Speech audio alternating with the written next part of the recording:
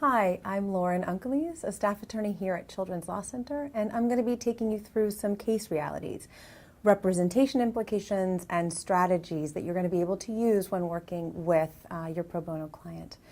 So starting off, just talking about representing parents. There are some things that you really want to keep in mind when you're representing parents. The first thing is, it's not personal. Don't be surprised at a parent's passion, frustration, anger as they come to you and tell you what's been going on with their child. But in the same way, don't be surprised if you yourself develop your own emotional response to what's going on in your client's life. It's a lot to take in, and you too are going to have an emotional response to what's going on. Often, one of the things you have to keep in mind is that your case is one of many things that are impacting your client and your client's family. Low-income parents in DC often have many overlapping issues, and each of these issues can impact representation across a wide variety of areas.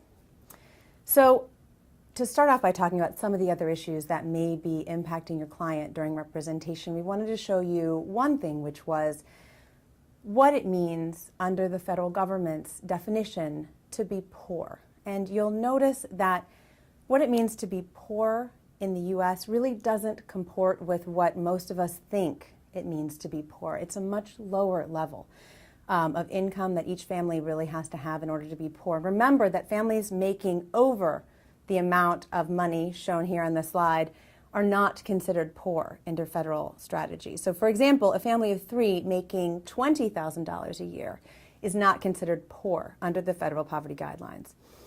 So when you think about income, there are a couple of things you want to think about. Number one is your client might work. And that's a great thing in many respects, but there are some issues, particularly with low-wage work, that can become a barrier to your client. For example, they may work just enough to prevent them from getting benefits, but not quite enough to really make ends meet. They may have low-wage jobs that prevent them from being able to take time off, to go to school meetings, to meet with you, to take calls in the middle of the day. There's a myriad of things that come with having low-wage jobs that could be impacting your client. But also, your client may not be working. And they may not be working because they simply can't find a job or because they're taking care of a sick relative. They might be taking care of an infant. And they may have a disability of their own. In addition, when you think about public benefits and how public benefits are impacting your client, you want to think about a lot of the barriers that public benefits put up for folks. For example, there are multiple times during the year where folks have to certify and recertify for public benefits.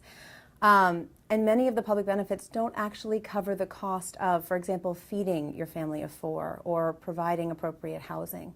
And sometimes when you do have housing, folks who have public housing find that the housing is unsafe or unsanitary, and those things can be impacting them as well.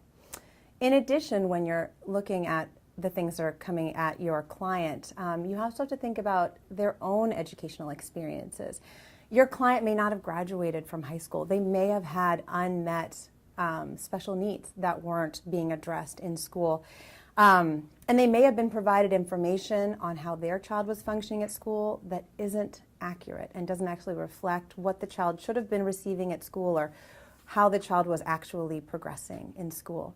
Additionally, there may be some other stressors that are coming into your client's life. Your client may have responsibility to extended family or friends where they're providing support to a wide range of people within their community.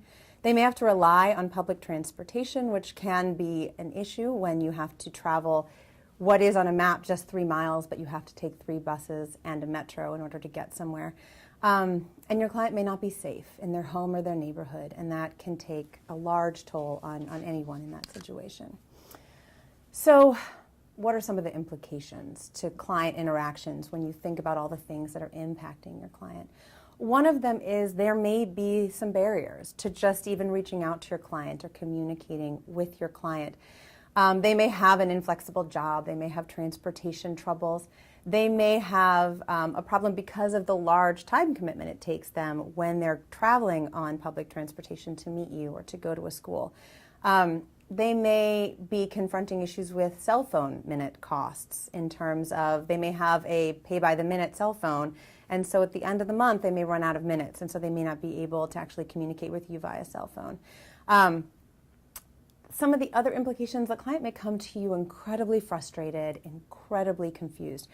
They might be frustrated with the school, they might be frustrated with the child, him or herself, because they're not fully understanding what's been going on. I think the child maybe just isn't trying hard enough. They may be overwhelmed by other stressors, so they come to you with a lot of things that are going on in their lives. And so the way that you can help mitigate this is, number one, make sure your client knows how to contact you. You're going to be sending out a letter that has your information, but you always want to follow up any letter with a phone call, and conversely, follow up any phone call with a letter, making sure that your client is getting that information in as many ways as possible. Additionally, you want to make sure that you're finding out all possible ways to contact your client.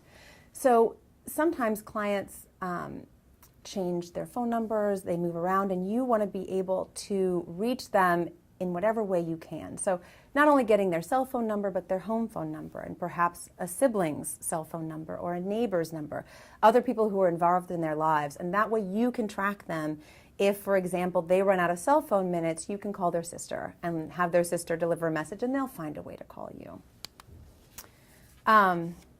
In addition, when you are sending things to your client in writing, or when you're communicating with your client verbally, you want to use regular language in your conversations with folks. You don't want to use legal lingo, because at this point, so many people have probably used so much terminology with your client that they have reached their limit and they can no longer understand what folks are telling them.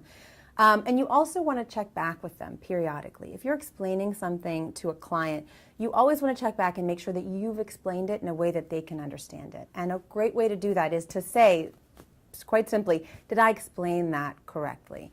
One of the reasons you want to maybe say it that way rather than did you understand it is so many of our clients have faced so many barriers throughout their time in education, throughout advocating for their children. People have essentially treated them as though they don't know anything.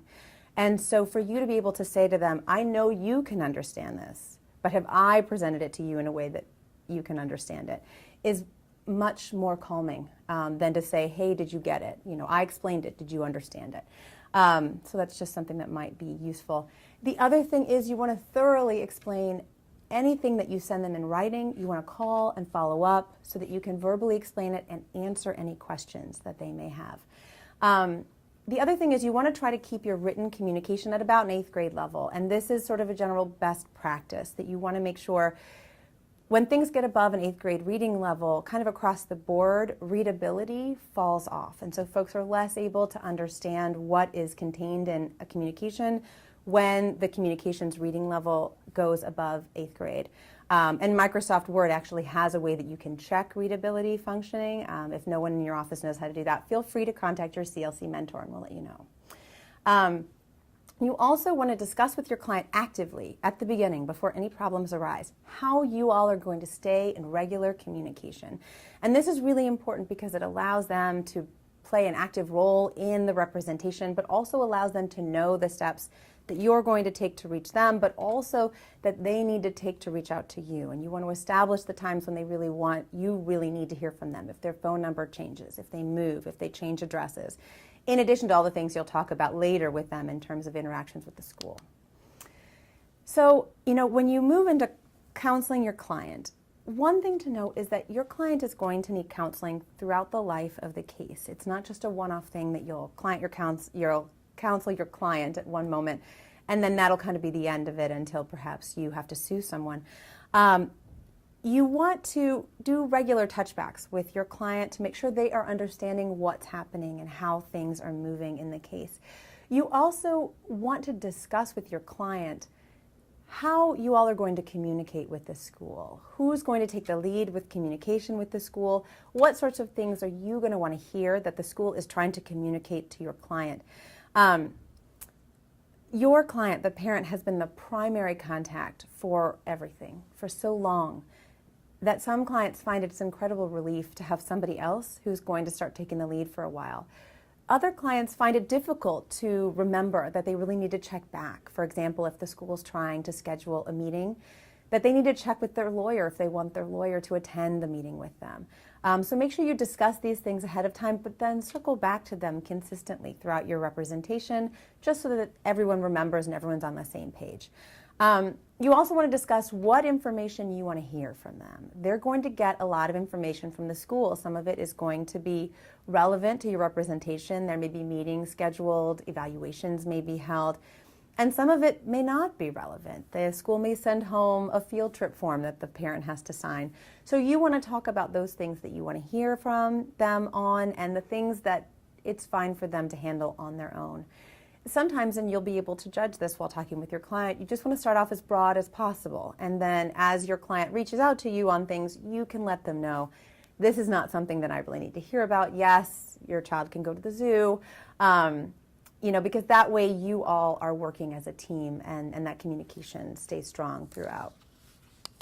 The other job that you're going to have through the life of your representation is making sure that your client understands what's going on and what has gone on. And this is where things get difficult sometimes for clients because, for example, when you're going through your client's child disability and how that disability impacts the child in school, and you're looking through all the documents that were provided by the school and going through and showing how the school wasn't actually meeting your client's child's needs, you may be the first person who's really broken it down for your client in this way. And that can be an incredibly and intensely emotional experience for them. And so we just want to make sure that also you know to be patient during this period. They may be very angry at this time. They may also feel very badly. They may feel like they themselves have failed their child because they didn't capture the information that should have been obvious to them. That's what they're going to feel, even though for so many parents it's just no way they would have known on their own because things weren't being explained or shared with them. So we just want to make sure that you know that this is a really delicate time when you're talking these things through with your client. You also want to talk about how your client can advocate for their child within the lawyer-client relationship. This is all part of the when the parent responds, when you respond, but also in terms of what information that they share with you, for example, from doctors, from outside therapists, things like that. The other thing that you want to talk about is as the representation winds to a close and as you're getting to the end of your case, you want to start talking to your client about ways that they can take steps to maintain this level of advocacy for their child on their own without a lawyer. And so you'll be doing client counseling, not just on what has happened, but how they can prepare for a meeting. You can talk with them about the steps that you took to prepare for a meeting so that they'll know how to do it on their own. Some things to keep in mind. Many of our clients will temporarily disappear. They will stop responding to phone calls. They may not respond to a letter. The first thing to remember is please don't get discouraged during this time. There is often a very good reason that your client has stopped responding, and this is why also it's a very good idea to have that list of alternate contacts, because that way you can reach out to other folks in your client's life to either pass information on to your client, or you may learn what the barrier is to your client to communicating with you.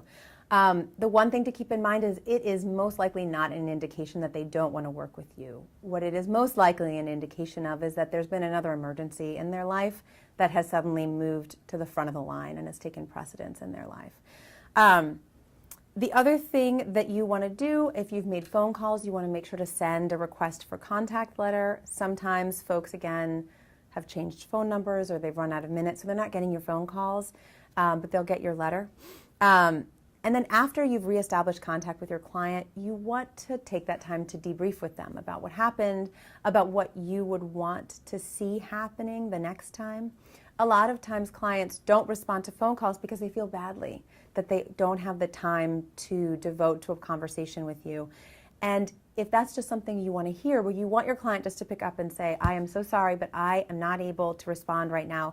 Can we talk in 2 weeks when things have calmed down? You want to have that debriefing with your client so that they know that it's safe to tell you those things, that you won't be disappointed in them or angry. The other thing that you want to talk about is how your client can advocate for their child within the lawyer-client relationship. You want to talk about how your client can advocate for their child on their own without a lawyer. And so you'll be doing client counseling, not just on what has happened, but how they can prepare for a meeting. You can talk with them about the steps that you took to prepare for a meeting so that they'll know how to do it on their own. And this is all a process, but this is going to be a great process, and we are so grateful for you for considering taking a case with the Children's Law Center in a pro bono manner. And we will move on to some of the more substantive training here shortly. So thank you.